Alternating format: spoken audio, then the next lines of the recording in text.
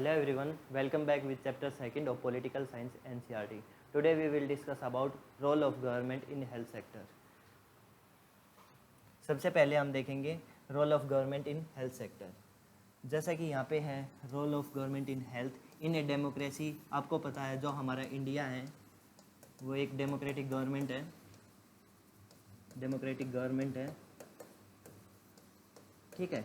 तो in a democracy people expect करते हैं कि government to work for their welfare. जो गवर्नमेंट है वो पीपल्स के वेलफेयर के लिए काम करे, कल्याण के लिए काम करे, ठीक है। ये एक्सपेक्ट किया जाता है डेमोक्रेटिक गवर्नमेंट में। This could be through the provision of education के through, health, employment, housing, of the employment, development of road, electricity, etc. In this chapter we shall the examine of meanings and problems related to health. Look, इसमें क्या है कि हम health sector को लेके governments कैसे कैसे काम कर रही है, इन डेमोक्रेसी में हमारे इंडिया के पर्सपेक्टिव से हेल्थ सेक्टर का क्या क्या रोल है और हेल्थ सेक्टर में क्या क्या कमियां हैं और गवर्नमेंट का मेजर रोल क्या क्या होता है, इसमें हम देखेंगे, ठीक है। जैसा कि यहाँ पे हमने देखा कि लोग क्या है कि एक्सपेक्ट करते हैं गवर्नमेंट से कि वे उनके वेलफेयर के लिए काम करें in perspective of the education, health, roads, electricity, ये सारी चीज़ें को लेके। तो यहाँ पे हम देखते हैं right to health is a fundamental right. Right to health is a fundamental right. Fundamental right, what is fundamental rights? Fundamental right basically is most paramount rights जो कि सबसे ज़्यादा इसेंशियल होते हैं, ठीक है। फंडामेंटल का मतलब यही होता है कि मोस्ट इसेंशियल, ठीक है। तो ये जो राइट टू हेल्थ है ये फंडामेंटल राइट्स है, बट यहाँ पे बट आ गया, बट प्रोविजनिंग इज़ अनइक्वल। लेकिन इसके लागू करने में जो हेल्थ का जो सेक्टर रहेगा वो वहाँ पे कहीं ना कहीं अनइक्वल देखा जाएगा। वो हम आने वाले जब स्लाइड में देखेंगे कि कैसे कैसे प्रोविजनिंग इज़ अनइक्वल आती है, ठीक है। Role of government in health. अब हम रोल देखते हैं गवर्नमेंट का हेल्थ को लेके। सबसे पहले हम देखेंगे व्हाट इज़ हेल्थ। जैसे कि हम बात करते हैं कि तुम्हारी हेल्थ कैसी है, आपकी हेल्थ कैसी है, हेल्थ के बारे में हम डेली बेसिस पे भी डिस्कस करते हैं। लेकिन बेसिकली व्हाट इज़ हेल्थ, हम आज देखेंगे कि हेल्थ का मतलब क्या होता है। Health it implies to our capacity to stay free of disease and wounds. Wounds का मतलब होता है इंजरी, ठीक है। तो हेल्थ का सिंपल मतलब ये होता है कि जिसमें बीमारियों से फ्री हो और कोई भी इंजरी ना हो, वो सारी हेल्थ में आएगी, ठीक है। It simplifies for capacity to free stay disease and wounds, ठीक है। Health care and equality. Health care and equality का अब हम देखेंगे। तो फर्स्ट पॉइंट इसमें देखते हैं private health care service are increases. जैसे कि हम अपने शहर में या कहीं भी आसपास देख रहे हैं तो सबसे ज़्यादा देख रहे हैं कि प्राइवेट हेल्थ केयर सर्विसेज जो हैं वो डेली बेसिस पे या डेली जो है वो इंक्रीज होते जा रही हैं, ठीक है। सेकंड पॉइंट हम देखते हैं कॉन्सेंट्रेट इन अर्बन एरियाज़। जितनी भी प्राइवेट हेल्थ केयर सर्विसेज हैं ये मोस्टली हमें कहाँ देखने को मिलेगी? अर्बन एरियाज़ में। रूरल एरियाज़ में बहुत ही कम देखने को मिलेगी इन कंपेरिजन टू अर्बन, ठीक है। थर्ड पॉइंट देखते हैं मेडिसिन आर एक्सपेंसिव। मेडिसिन बहुत एक्सपेंसिव है। जैसे कि हम अगर प्राइवेट जो हेल्थ केयर सिस्टम है उसकी बात करें तो उनका खुद का ही फार्मास्यूटिकल सिस्टम होता है और जो वे ट्रीटमेंट कराते हैं तो ट्रीटमेंट के थ्रू जो मेडिसिन का जो प्रिस्क्रिप्शन देते हैं वो सारे हम उन्हीं के जो फार्मास्यूटिकल जो उनके स्टोर होते हैं, मेडिकल स्टोर, वहाँ से हम मेडिसिन लेते हैं तो वो बहुत एक्सपेंसिव होती है। सिंपली इस पॉइंट का यही मतलब है, ठीक है। नेक्स्ट पॉइंट हम देखते हैं not meant for the poor strata of the society. अब इसी के बेसिस पे जैसे अब मैंने बताया कि मेडिसिन जो है वो बहुत एक्सपेंसिव है, ठीक है। हेल्थ केयर सिस्टम में जो है प्राइवेट सेक्टर बहुत ज़्यादा काम कर रहा है, ठीक है। बहुत ज़्यादा इंक्रीज हो रहे हैं प्राइवेट सेक्टर का इन्वॉल्वमेंट। तो इसी में क्या है कि पुअर स्ट्रेटा जो है ना सोसाइटी का, जो पुअर पीपल हैं, जब पुअर स्ट्रेटा में जो आते हैं वो क्या है कि वो इसको अफोर्डेबल नहीं कर पाते, ठीक है। एक्सपेंसिव होता है। और आगे भी हम इसके कुछ पॉइंट्स देखते हैं कि कैसे कैसे इसके लूप एंड फॉल है, ठीक है। नेक्स्ट पॉइंट देखते हैं poor can't be bear medical expensive which are beyond their reach. अब फॉर एग्जांपल अगर जैसे कि कोई भी पुअर स्टेटा में कोई पीपल है और उसकी जैसे इनकम है कि 10,000 पर मंथ है उसको कोई भी अगर डिजीज़ हो जाती है तो पहली बात तो वो प्राइवेट की तरफ जाएगा नहीं। अगर ऐसा होता है कि वो प्राइवेट की तरफ जाता है तो उनकी इनकम ही इतनी पर मंथ है, उसके एक्सपेंसेस जो मेडिसिन के एक्सपेंसेस है वो अफोर्ड नहीं कर पाता, उसके बहुत ही बियॉन्ड होते हैं। इसका यही, इस पॉइंट का सिंपली यही मतलब होगा। ठीक है, अब हम देखते हैं कि इंडिया में हेल्थ केयर सिस्टम कैसा है। ठीक है, इंडिया की बात करें तो हम India has biggest number of therapeutic schools, India has largest number of doctors, clinic and hospitals. अब ये जो पॉइंट है, 2 पॉइंट फर्स्ट एंड सेकंड, ये 2 पॉइंट जैसे कि मैंने अभी बताया आप लोगों को, तो ये पॉइंट आपको सुनने के बाद ये लगा होगा कि सबसे ज़्यादा यहाँ पे इसका मतलब थेरापेटिक का मतलब होता है चिकित्सक। ठीक है, चिकित्सक जो कि हमारे मेडिसिन से रिलेटेड है, तो वो सारे हैं। तो आप लोगों ने देखा होगा कि यहाँ पे largest number of the therapeutic schools हैं, क्लिनिक्स भी बहुत ज़्यादा हैं, डॉक्टर्स भी इसमें सबसे ज़्यादा हैं। तो इसका बेसिकली मतलब है कि इंडिया की जो पॉपुलेशन है वो सेकंड लार्जेस्ट पॉपुलेशन है, जो कि आने वाले कुछ समय के बाद चाइना को भी क्रॉस करने वाली है। ठीक है, तो उसी के बेसिस पे अगर हम देखा जाए तो यहाँ पे स्कूल्स जो हैं, स्कूल्स का मतलब यहाँ पे हम हॉस्पिटल है। ठीक है, कहीं स्कूल मत सोच लेना आप लोग। तो जो ये हॉस्पिटल्स हैं, क्लिनिक है, डॉक्टर्स हैं, ये इंडिया में बहुत ज़्यादा है, लेकिन यहाँ की पॉपुलेशन भी ज़्यादा है। अगर पर रेशो के हिसाब से देखें हम, जो पेशेंट होते हैं और जो डॉक्टर्स का अगर रेशो देखें तो वो बहुत ही लो है in comparison to US, in comparison to European country and Canada also. ठीक है, ये सारी चीज़ें अगर हम देखेंगे तो यहाँ पे ये आएगा हेल्थ सेक्टर इन इंडिया। अब हम पब्लिक और प्राइवेट हेल्थ केयर सर्विसेज की बात करते हैं। ठीक है, एक होता है प्राइवेट हेल्थ केयर सर्विस, एक होता है पब्लिक। प्राइवेट का होता है इंडिविजुअल जो कि प्रॉफिट के लिए काम करते हैं। ठीक है, पब्लिक का बेसिकली मतलब होता है जो गवर्नमेंट लेके आती है उसको पब्लिक बोलते हैं। पब्लिक मतलब सबके लिए अवेलेबल होती हैं, और पब्लिक का बेसिकली गवर्नमेंट सेक्टर होता है। ठीक है, अब प्राइवेट हेल्थ केयर सर्विस का क्या देखते हैं, फर्स्ट पॉइंट देखते हैं, numbers of doctors run their own private clinics. Private जितने भी हॉस्पिटल्स होते हैं वे अपने जो जितने भी डॉक्टर्स होते हैं वे अपने खुद के क्लिनिक चलाते हैं। ठीक है, खुद के क्लिनिक के होते हैं उनके। सेकंड पॉइंट देखते हैं, facilities mean for only those who can afford. अब ऐसा तो है नहीं कि कोई गरीब स्टेटस का बंदा जाएगा तो उसको वे वहाँ पे मेडिसिन दे देंगे, नहीं। ये स्पेशली बेसिकली ये है कि जो उसको अफोर्ड कर पाएगा एक्सपेंसेस को, उसी के लिए अवेलेबल होंगी, सिंपली यही है। और वैसे भी जैसे मैंने सबसे पहले बताया कि जो प्राइवेट सेक्टर है या प्राइवेट हेल्थ केयर सिस्टम है वो अपने जो प्रॉफिट के ऊपर बेसिकली काम करते हैं। ठीक है, और पब्लिक जो है, पब्लिक मतलब जो गवर्नमेंट के जो सेक्टर हैं, गवर्नमेंट जैसे गवर्नमेंट जो हेल्थ केयर सिस्टम के ऊपर काम करती है तो वो पब्लिक में आएगा। ठीक है, तो पब्लिक हेल्थ केयर सिस्टम देखते हैं अब हम, जो सर्विस है पब्लिक हेल्थ केयर सर्विस, इसमें क्या है, फर्स्ट पॉइंट है chain of health care centres and hospitals run by government.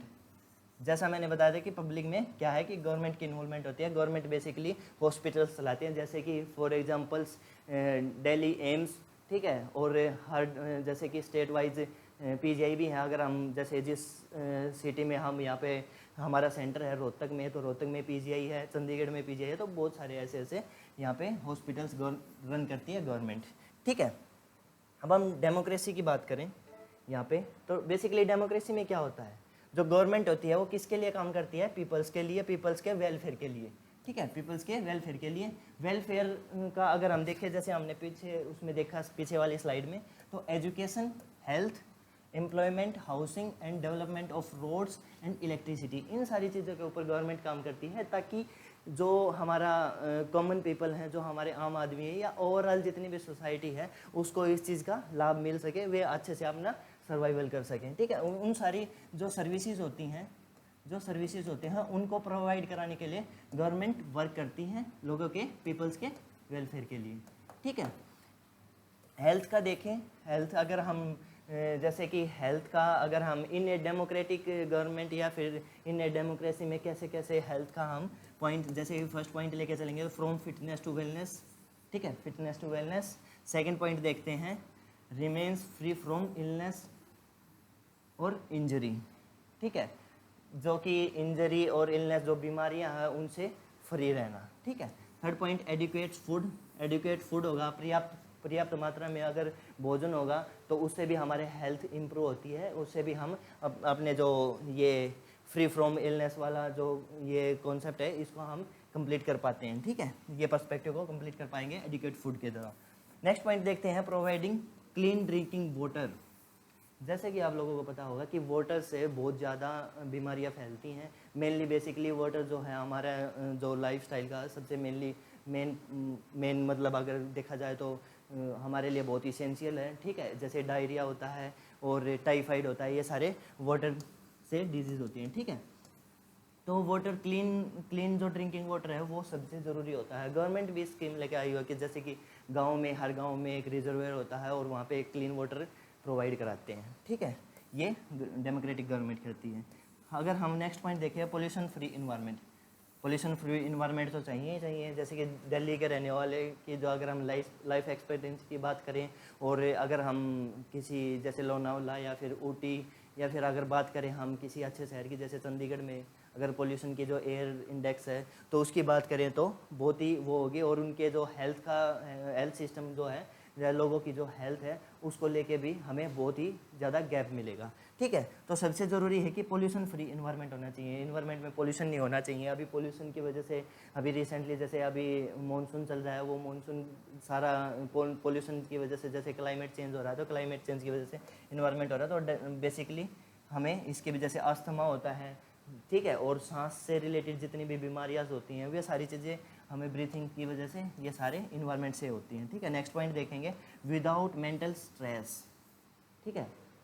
अभी हम हेल्थ की बात कर रहे हैं तो हेल्थ के पर्सपेक्टिव में ये नहीं आएगा कि हमारी फिजिकल जो कंडीशंस है जैसे डिजीज़ होगी या फिर हम किसी इंजरी से फ्री हैं, ये अकेले हेल्थ का एक डायमेंशन है, एक फेज़ है। लेकिन सेकंड फेज़ है कि हमारी जो मेंटली हेल्थ है, हमारा जो स्ट्रेस फ्री अपना जो लाइफस्टाइल है वो भी मेंटेन होना सबसे ज़्यादा ज़रूरी है। सिंपली इसमें यही है कि विदाउट मेंटल स्ट्रेस, कोई स्ट्रेस नहीं होना चाहिए। स्ट्रेस होगा तो डिप्रेशन आएगा तो इसका मतलब ये है कि वी आर नॉट हेल्दी, ठीक है। नेक्स्ट पॉइंट की बात कर रहे हैं, Ayush mission. Ayush mission government लेके आई थी, ये लेके आई थी 2014 में, ठीक है। और ये जो आयुष मिशन का जो टाइमलाइन रहेगी वो रहेगी टिल 2026, ठीक है। इसका बेसिकली हेल्थ सेक्टर के लिए काम करना होता है। गवर्नमेंट की जो स्कीम है, आयुष का मतलब होता है, इसको मैं क्लियर कर देता हूँ एक बार। आयुष का सिंपली जो आयुष है, जैसे आयुष, तो ए का मतलब होता है यहाँ पे आयुर्वेद, ठीक है, आयुर्वेदा। वाई का मतलब होता है यहाँ पे योगा। यू का मतलब होता है यूनानी, ठीक है। एस का मतलब होता है सिद्ध, एंड एच का मतलब होता है होम्योपैथी, ठीक है। आयुष मिशन का बेसिकली अगर आयुष की अगर हम फुल फॉर्म को देखें तो ये सारी टर्म इसके आयुष मिशन के अंडर में आएगी, जो गवर्नमेंट लेके आई थी 2014 में। और इसकी जो डेडलाइन है वो 2026 तक रहेगी, ठीक है। ये आयुष मिशन गवर्नमेंट लेके आई थी हमारे हेल्थ सेक्टर को इम्प्रूव करने के लिए, ठीक है। नेक्स्ट देखते हैं हम, health care in India. Health care system जो है, हेल्थ केयर सर्विसेज हैं, वो इंडिया में कैसे काम कर रही है और हेल्थ केयर सर्विसेज कैसे प्रोवाइड हो रही हैं इंडिया में, उसके बेसिकली हम इसमें देखते हैं। पहला पॉइंट देखते हैं, largest medical college in the world.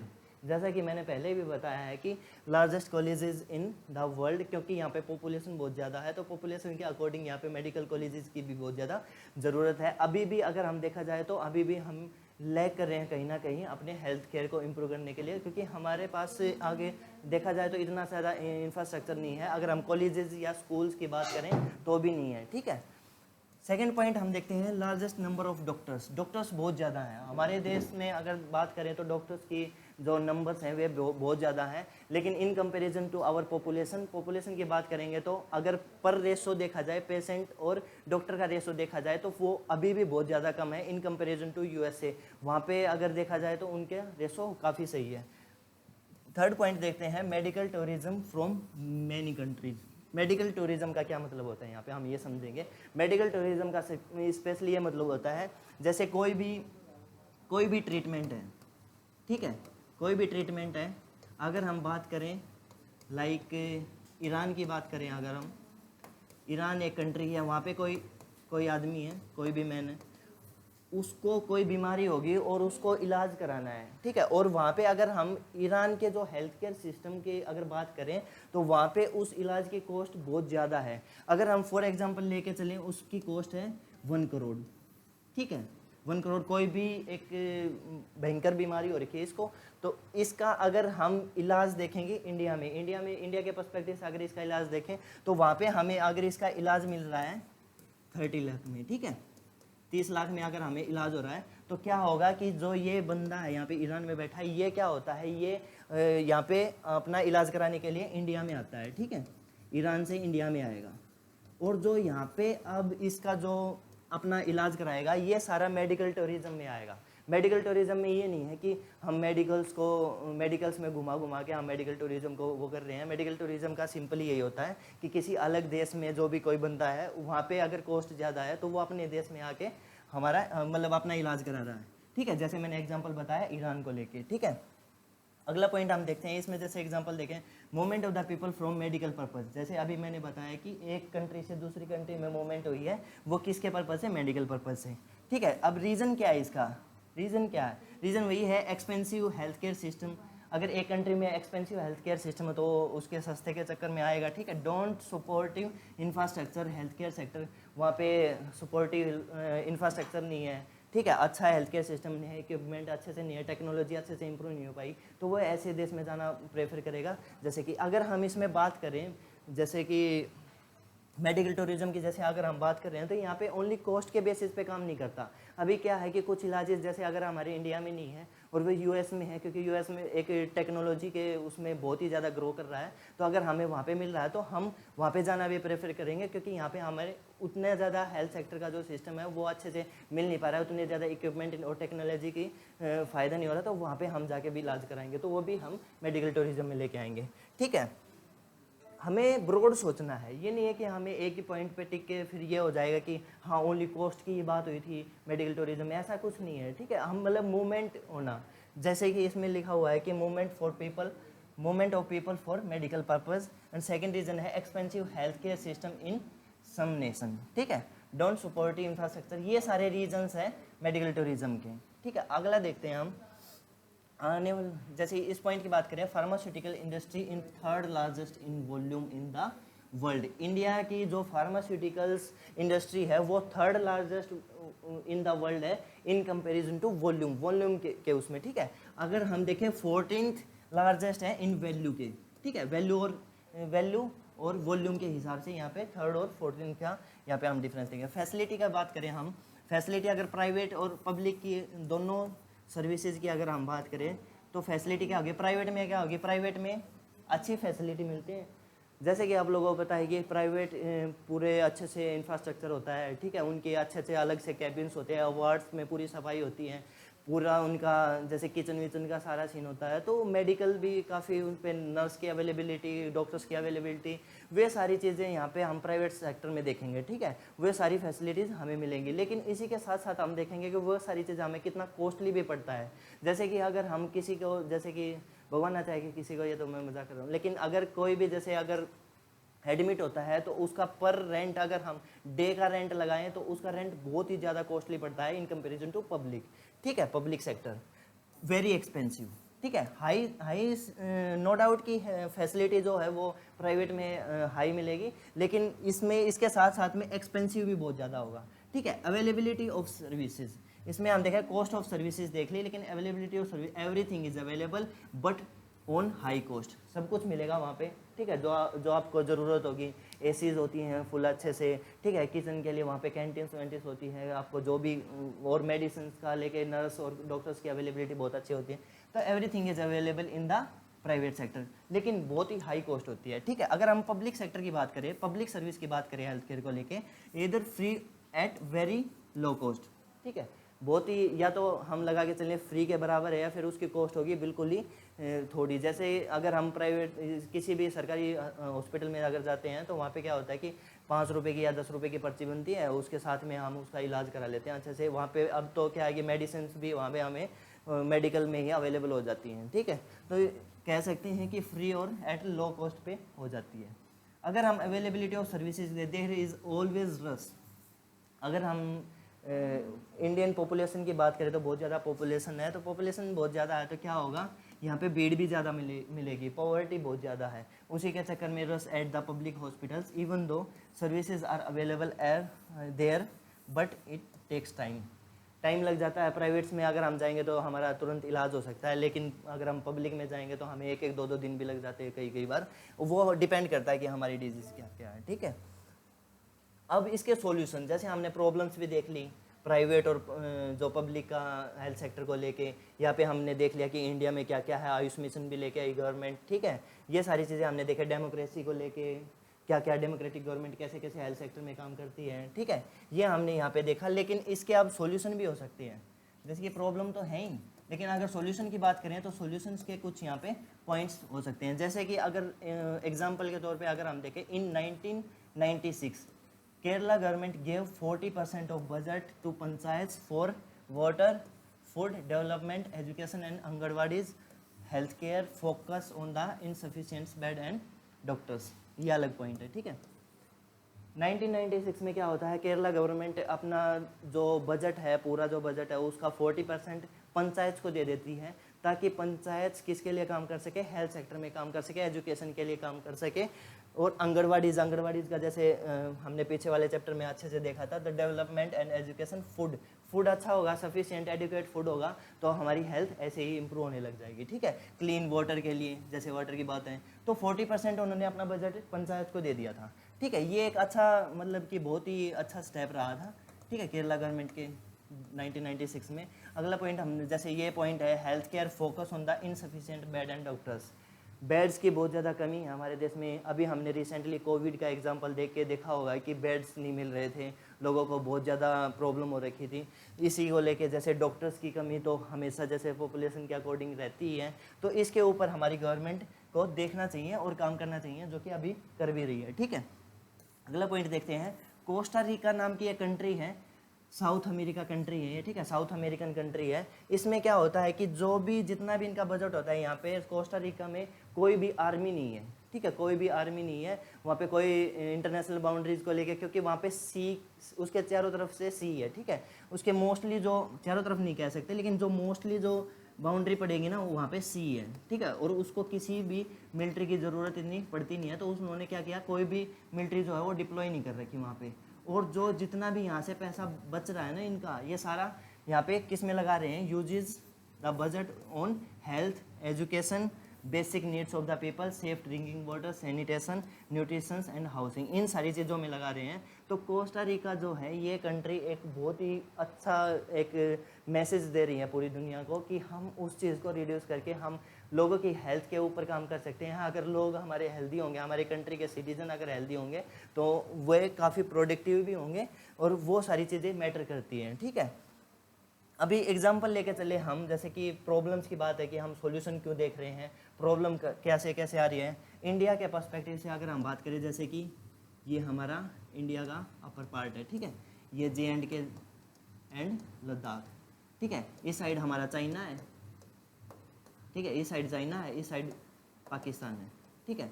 तो ये दोनों जो कंट्री है ये यहाँ पे भी इंडिया को कहीं ना कहीं वो प्रेशर कर रही है, ठीक है। इंडिया में कहीं ना कहीं इन्होंने अपनी जो लैंड है उसको वो कर रखा है एक बार। ऐसे ही यहाँ पे POK है, पाकिस्तान ऑक्युपाइड कश्मीर, ठीक है, और यहाँ से पूरी मिलिटेंसी चलती रहती है, ठीक है।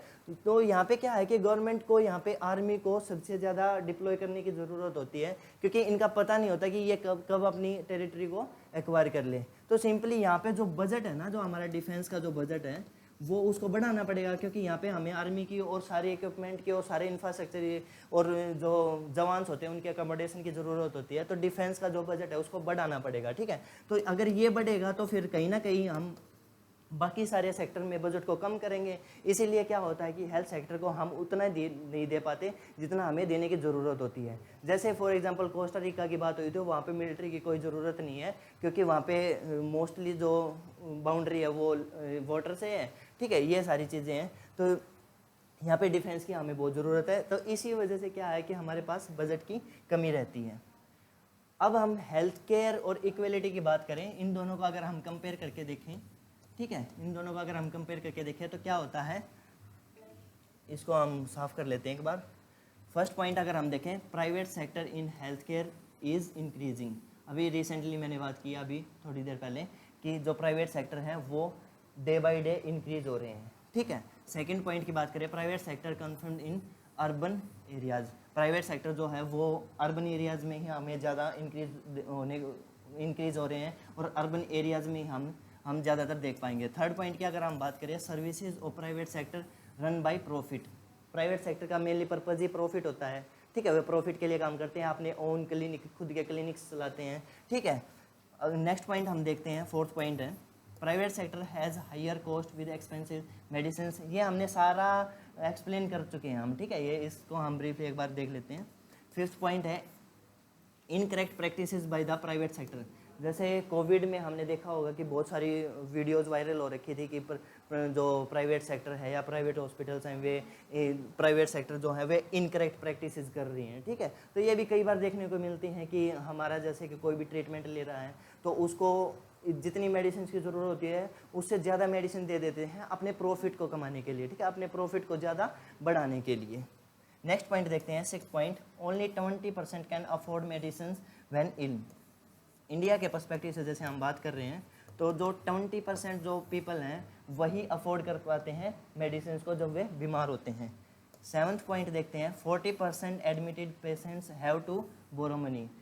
40% पीपल ऐसे हैं जो एडमिट होते हैं उनको पैसा उधार लेना पड़ता है, ठीक है, क्योंकि उनकी कंडीशन ऐसी होती है, वे पुअर स्टेट में आते हैं।